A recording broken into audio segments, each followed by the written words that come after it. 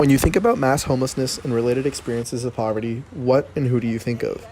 This is by no means a simple question, due largely to the fact that homelessness does not discriminate. In the most recent United Nations survey, data show that there were about 100 million homeless people worldwide, and as of 2015, there are as many as 1.6 billion people who lack adequate housing. Homelessness is all-encompassing, affecting individuals of all ages, ethnicities, and socioeconomic backgrounds. In the developing world, individuals' right to shelter is dependent on the benevolence of local elites, while too often in the developed world, meritocratic governing philosophies result in a lack of adequate financial and social supports to help people get back on their feet. I lost my job. It's rough, it's tough, trying to hold, maintain a job and pay rent and things of that nature, but it happens. It happens to the best of us, unfortunately. The primary reasons for homelessness are a lack of employment and access to affordable housing. The inconvenient truth is that in today's economy, earning a minimum wage is not enough to get by with. Homelessness is also very much a social issue, exacerbated by social exclusion, the untreated suffering of mental illness, and involvement in illicit activity. Urban centers in the Western world continue to grow, yet wealth continues to be ever more concentrated. In the city of Toronto, 180,000 people are on the waiting list for subsidized housing, while the city faces a $2.6 billion repair bill for existing social housing. In less wealthier countries, governments are oftentimes unable to provide enough affordable public housing, resulting in the creation of cities within cities, shantytown slum communities where a lack of stability means an increased risk of losing one's home and suffering the residual effects of high-density living like inadequate sanitation. Para você R$ 400, sabendo que você não vai encontrar um aluguel de 400 conto, não adianta. E é isso que eles querem fazer pra gente, só que muitos aqui não estão querendo aceitar, mas estão querendo fazer essa proposta pra gente que quer derrubar isso aqui, mas até então derrubar vão colocar a gente aonde? The significance of these causal factors will only increase over time, as populations rise and more countries undergo periods of great economic development. Currently, the world population increases by 1 billion people every 13 years. Every second, an average of 4.2 people are born and 1.8 people die. That's a net gain of 2.4 people per second. Today, the population totals almost 7 billion. By 2025, it is estimated to reach 8 billion.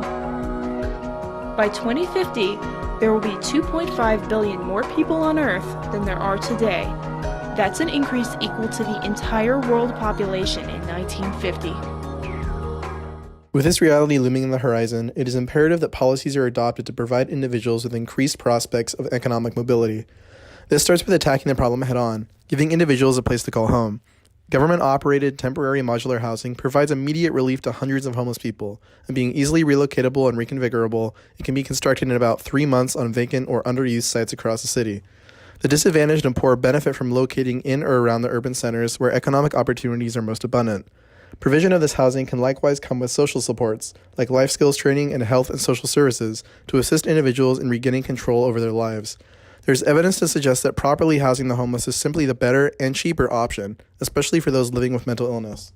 A 2014 study by Canada's Mental Health Commission looked at the costs associated with homelessness in 5 Canadian cities. We're talking Vancouver, Winnipeg, Toronto, Montreal, and Moncton, New Brunswick.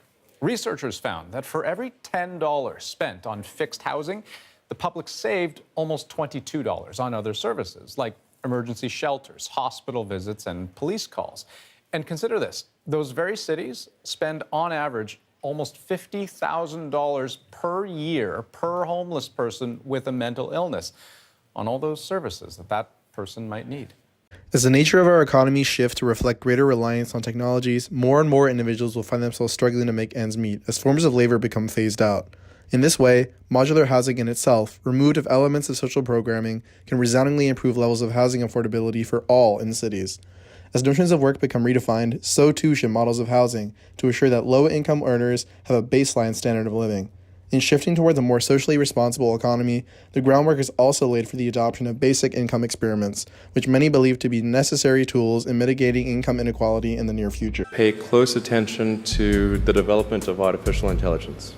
Tesla's Elon Musk, warning that emerging technologies will create mass unemployment, said, ultimately, we will have to have some kind of universal basic income.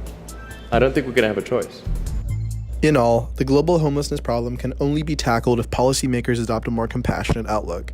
Affordable modular housing, both when provided by the government and lived in commercially, has the potential to redefine standards of affordability, and through doing so, provide an economic lifeline to millions of people.